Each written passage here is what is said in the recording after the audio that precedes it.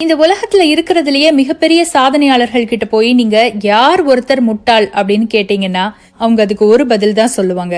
தன்னுடைய நேரத்தை சரியாக பயன்படுத்தாதவன், தன்னுடைய நேரத்தை வீணடிப்பவன் தான் இந்த உலகத்துல இருக்கிறதுலயே முட்டாள் அப்படின்னு சொல்லி அதை வலியுறுத்துற மாதிரி ஒரு குட்டி கதை தான் நம்ம இந்த செக்ஷன்ல கேட்க போறோம். இந்த செக்ஷனோட பேரு ஒரு குட்டி கதை. 5 நிமிஷத்துல முடிகிற மாதிரி நான் உங்களுக்கு ஒரு குட்டி கதை சொல்ல போறேன். ஒரு ஊர்ல ஒரு அப்பாவும் ஒரு மகனும் இருந்தாங்க. அந்த அப்பா ஒரு தொழிலதிபர். அவரை பொறுத்த வரைக்கும் நேரம் அப்படிங்கிறது ரொம்பவே முக்கியமானது. ஆனா இந்த பையனுக்கு நேரத்தோட முக்கியத்துவம் கொஞ்சம் கூட புரியல. தன்னுடைய நேரத்தை எப்பவுமே வீணாக்கிக்கிட்டே இருந்தான். தன்னுடைய பையனுக்கு நேரத்தோட முக்கியத்துவத்தை எப்படியாவது புரிய வைக்கணும் அப்படின்னு அந்த அப்பா நினைச்சாரு. அவரால் முடிஞ்ச அளவுக்கு அவனுக்கு நிறைய அறிவுரைகள் சொன்னாரு. ஆனா அவன் எதையும் கேட்கற மாதிரி இல்ல. அதனால இவனுக்கு இதை புரிய வைக்கணும்னா நம்ம ஒரு யுக்தியை தான் கையாளணும் அப்படின்னு அவர் முடிவு செய்தாரு.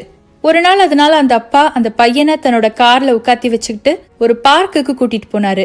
அந்த பார்க்ல எப்பவுமே நிறைய பேர் உட்கார்ந்து பிச்சை எடுத்துட்டு இருப்பாங்க. இந்த அப்பா அங்க உட்கார்ந்துட்டு இருந்த 3 பிச்சைக்காரர்களை கூப்பிட்டு ஆளாளுக்கு ஒரு கட்டு பணத்தை கொடுத்தாரு. நம்ம கேட்டா 1 ரூபாய் கூட கொடுக்க மாட்டாரு.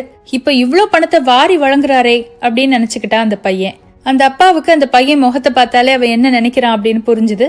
ஆனாலும் அவர் அவனுக்கு எந்த பதிலும் சொல்லல. அப்படியே அவனை கூப்பிட்டுட்டு தன்னுடைய வீட்டுக்கு போயிட்டாரு. நாட்கள் நகர்ந்தது. சரியாக 1 வருடம் முடிந்தது. அந்த 1 வருடம் முடிந்த நிலையில இந்த அப்பா அந்த பையனை மறுபடியும் அதே பார்க்குக்கு கூட்டிட்டு போனாரு. முந்தின வருஷம் அவர் 3 பேருக்கு பணம் கொடுத்தாரு இல்லையா? அதுல ஒரு பிச்சைக்காரன் எப்பவும் அவன் உட்கார்ந்துட்டு இருக்கிற அதே இடத்துல உட்கார்ந்துட்டு இருந்தான். இந்த அப்பா அவன் கிட்ட போய் கேட்டாரு, உனக்கு என்ன ஞாபகம் இருக்கா?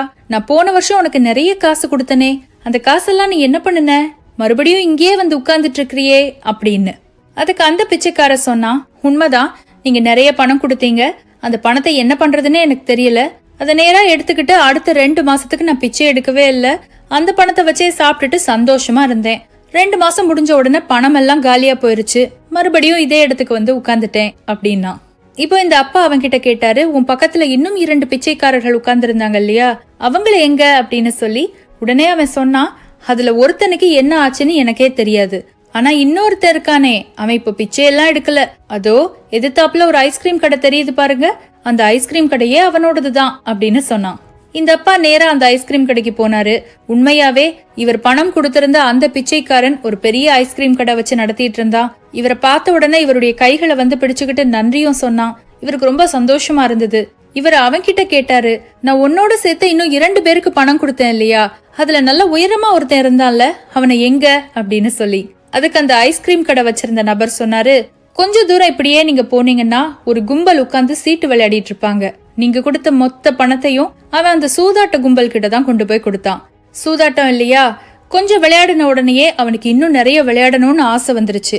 மறுபடியும் பிச்சை எடுத்து மறுபடியும் சூதாட ஆரம்பிச்சுட்டான். இப்ப கூட நீங்க போனீங்கன்னா அந்த பக்கம் அவனை பார்க்கலாம். காலையில நல்லா பிச்சை எடுத்துட்டு சாயங்காலம் அந்த பக்கத்துல போய் உட்கார்ந்து சூதாடுவான்.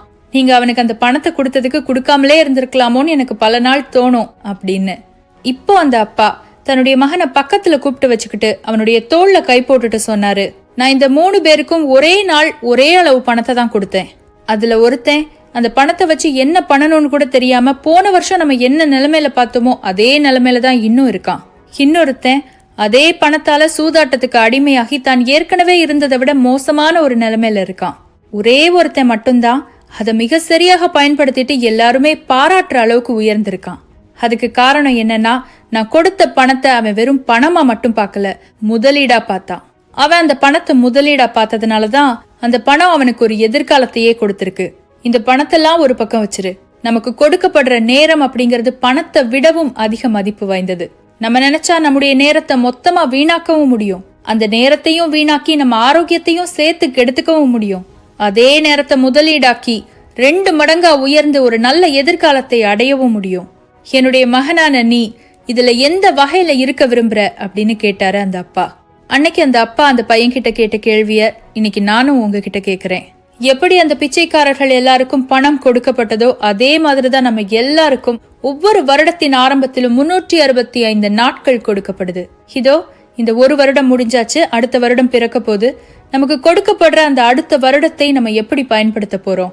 அந்த முதல் நபரை மாதிரி வீணாக்கிட்டு இப்போ இருக்கிற இதே நிலைமையில அடுத்த வருடமும் இருக்க போறோமா?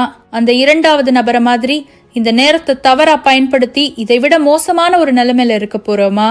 அல்லது வெற்றியடைந்த அந்த மூன்றாவது நபரை மாதிரி நம்முடைய நேரத்தை சரியாக திட்டமிட்டு அதை முதலீடு செய்து நம்முடைய எதிர்காலத்தை வளமுள்ளதாக மாற்றப் போகிறோமா?